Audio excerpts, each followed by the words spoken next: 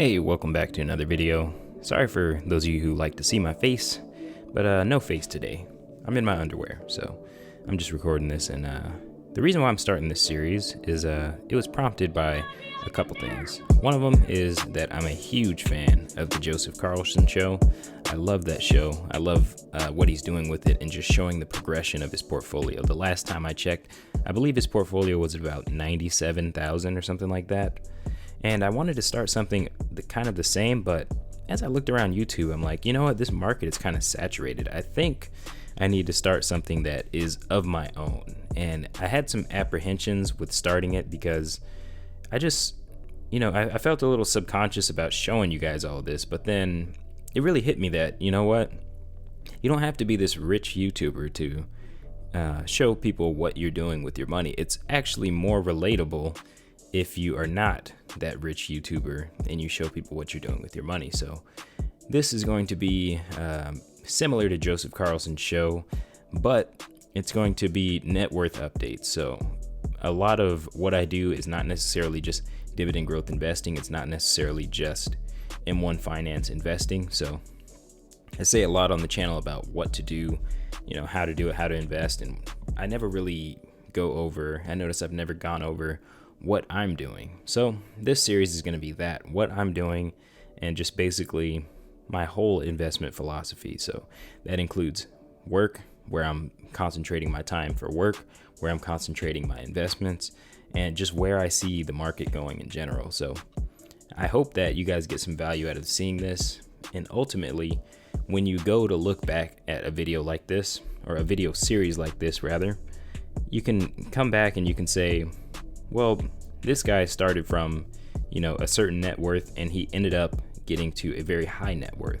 So I think that there's some value in that you can go back, and if somebody says it's hard to come from, the bottom and reach, a very high level of achievement or high level of financial success, hopefully this will be a series that says, yeah, if you take the steps that Casey took, you could potentially make it, do as well as he did. So this was also prompted by someone who went in my comment section and was trolling. I'm going to put the comment up right here.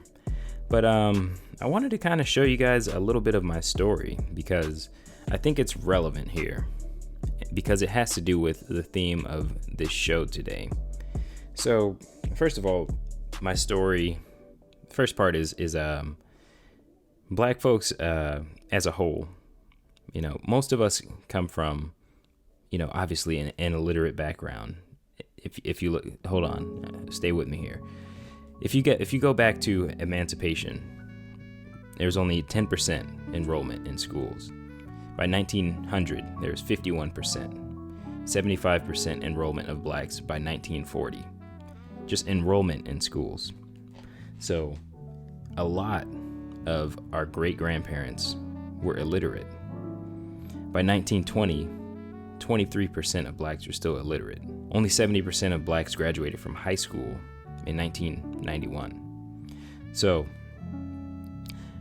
all of this is just to say that the information that has been passed throughout the black community as a monolith, I'm not saying individual success hasn't happened, but as a monolith, the information that has been passed through the black community has not typically been as much through books, and it has not been as good. And that is to say that what was passed down to me is not as much as what is purported in this comment. So this person probably assumed that my parents paid for my college. This person probably assumed that my parents just snowplowed me to success. That's not what happened. I joined the Army after I got out of high school. They paid for my college. They gave me a VA loan, which we'll talk about that a little bit later in the video. And that's how I paid for my house. So no shame to my parents. They had a small amount of college savings, but they didn't completely save for college. I've said it on this channel many times before, but generational wealth is not just the amount of money that you pass through generations, it's also the information. So all of that earlier stuff, it's just to say that the generational wealth that my parents were handed was handed from people that came from earlier than the civil rights movement. My parents were born in the 60s.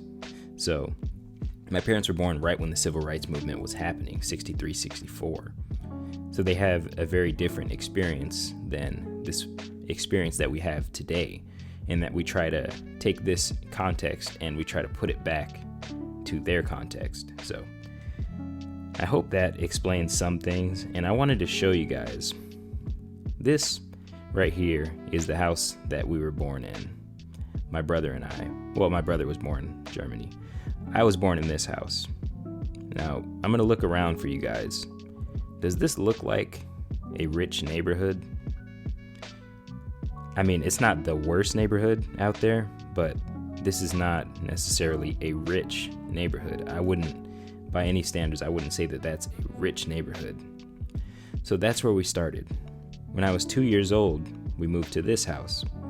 This is a pretty nice house, right? 1994, we moved to this house. It's a pretty good neighborhood. I still remember a lot of the people from this neighborhood, still have really good memories of this neighborhood. My best friend actually used to live right across the street right there. Shout out to the Jenkins family if you guys are watching this. There goes the house again. That actually used to be bark over there. So it's kind of, I like what they've done with the place. There goes that fire hydrant right there. That fire hydrant, you didn't go past that fire hydrant or else you were going to get it. It's bringing back some good memories. But anyways, this was the second neighborhood that we lived in.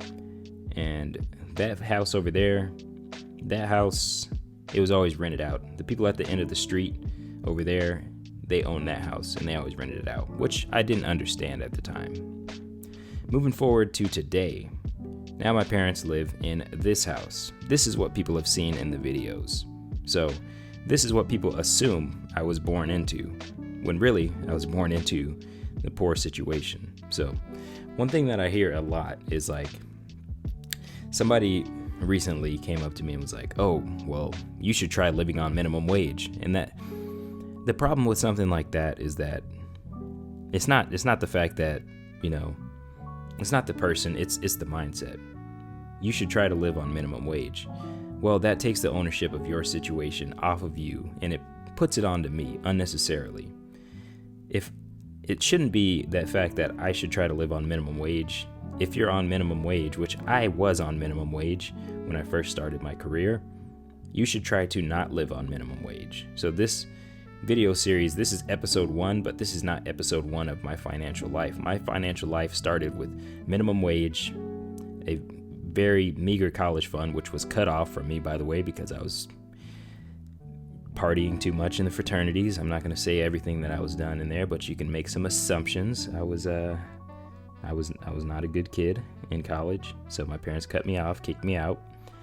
But anyways, all that to say, let's just go ahead and that was a long intro, but let's get into the actual net worth update. I just wanted to address that comment because people see you on YouTube and they think that they know your whole life story, and it's just like, you know what, let me just go ahead and address that because that was very inaccurate knowledge. So, the reason why I think that it's important for me to start this series is because several reasons. Number one is I think that my story is much more relatable to more people than is, say, like, I'm not bashing these people. Say, like, Meet Kevin or Financial Education, somebody who's like, I just put $75,000 into a stock. And it's like, dude, that's more than I make in 2 years. You know, I feel like my story is a little bit more relatable. The other thing was accountability and making my goals public, which I did that in a New Year's resolution video before. And if you guys want to go see that, it's a video where Joseph Carlson called me out and he said that he was not going to let me pass his portfolio value, which he did not. But you know what? If the market drops by like 50% and he gets down to like 50K, I'm gonna start gunning for him. But anyway, that's besides the point. So let's get into the net worth update. First thing is vehicle. So I own a Toyota Corolla 2019 SE. If you guys are out there listening to this and you're trying to make a car decision, just take whatever I did and do the opposite. Go watch my car buying video and you will see at the end of it my car buying story. And I was an idiot. So anyways, that car has depreciated from $13,000 and I paid $31,000 for it. If you want to hear the story of that, it's in my car buying video. So That was a terrible experience. That's $18,000 evaporated, guys. That is absolutely ridiculous. But anyways, next thing is my 401k and my TSP. So if you guys don't know out there, the 401k is in TSP. 401k and TSP basically have the same contribution limit, which is $19,500. They are tax deferred accounts. So for my TSP, I have a Roth and a traditional option, which means Roth, it'll be taxed later. Roth, it'll be taxed now. And traditional, it'll be taxed later. 401k, my 401k is through my employer. They are matching 3%, and I'm putting in 30%. TSP is matching 5% last time I checked, and I am putting in also 30%. So my goals with that are to get that up to the $19,500. So one thing that I did actually recently learn is that your employer match does not count towards your contribution amount that you can contribute. You can still contribute $19,500, but the maximum amount that can be contributed total into one of these types of accounts, which there's a whole group of accounts, 403b, 401k, TSP, I think there's 453. It's in my 4 boxes video, I believe, if you look up the 4 boxes and how to shirk the tax man. But anyways, the point is the goal is to get that maxed out this year. And so far we're at $4,010 for the TSP and the 401k. So I still need to contribute, $15,000 to that. So I consider it a debt, so we're $15,000 in the red there. Okay, and the value of the 401k is $14,332. The value of the TSP is $4,489. Okay, next one is Roth IRA. So the Roth IRA, so far this year I have contributed $2,100. So I have $3,900 more to contribute to get the max, which is $6,000 for 2020. And one thing to note is that because it is tax time's coming up July 15th, I believe. This is your last chance to max out for 2019. Tax time was pushed back. So if you do have a extra $6,000 sitting around, it could be a good time to open up a Roth if you're eligible, check the income requirements on the Roth, or it could be a good time to open up a traditional IRA because paying less in taxes, it is going to help your returns significantly. Okay, so that is my IRA. We're looking to get that to $6,000. I already maxed out for 2019, so we're trying to max out 2020, $3,900 to go. Real estate right now, I actually just got off the phone with my VA, my mortgage loan processor. I think I just butchered that name, but hey, I'm not an expert, guys. I don't pretend to be. A VA loan situation is looking like, but basically what I'm trying to do with my VA loan is I'm doing a VA IRRL, or IRL is what she called it. It's an interest rate reduction refinance loan. So that is in process. What we have actually seen is that because my credit score, they quoted me at 754 for credit score. So because of my credit score, I'm able to get a 2.75% interest rate on that. So I should be able to get my payment from $1,388 down to about $1,000. So that's $388 in cash flow in my pocket. So I'm absolutely pushing for that, even if it means I have to get a little fee. So, people ask me like, why aren't you investing in the stock market? It's because just because the stock market's open doesn't mean that's the best place for your money. You got to sit back and think, what is actually going to cause the best positive cash flow for me and my situation? So I always prefer in my videos to give people a toolbox rather than say, hey, do this right now, because it might not be right for them. It might not be right for the way that they want to live. So that's real estate. The next thing is my taxable accounts. These are looking pretty bleak just because I want to fill up my tax advantaged accounts first before I start to turn to these. And so Robinhood, I decided I'd have a little bit of fun on March 22nd and March 23rd, which I believe was the very bottom of the market. So call me, Mr. Negro Damas or whatever you want to call me, man with the crystal ball that you see in all my videos. That's not the moon. That's actually a crystal ball. That's what I look at to see when the market's going to bottom out. So whenever you guys want to see when the market's going to bottom out, just contact me and I'll know every time. Don't do that, guys. I'm just joking. So that's about $700 for Robinhood. I've got $360 in M1 Finance in the all-weather portfolio. So the all-weather portfolio, I would absolutely Google this if you guys get a chance.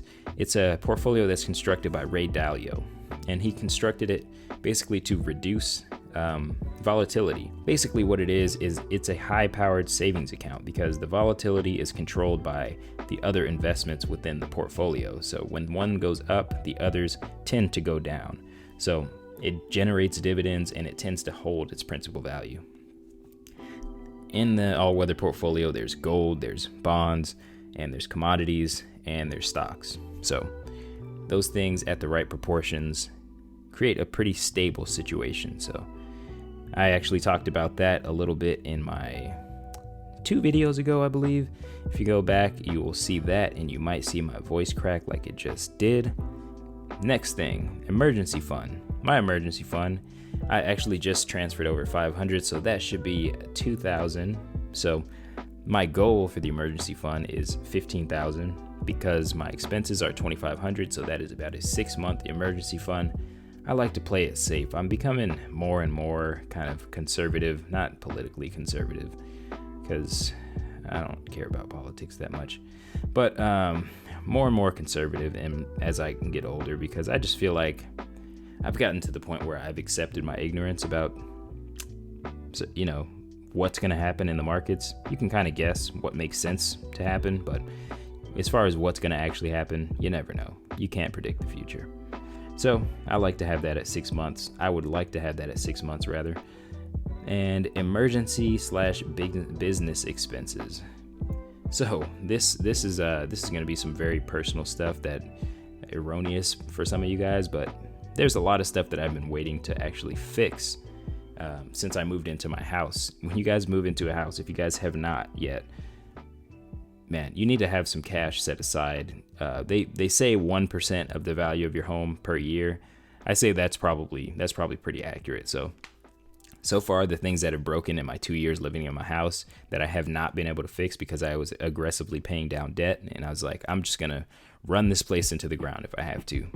A towel hook broke in the bathroom. The oven handle broke, and we just have it kind of jerry rigged. And the speakers in my car are somewhat blown. My kitchen sink is leaking.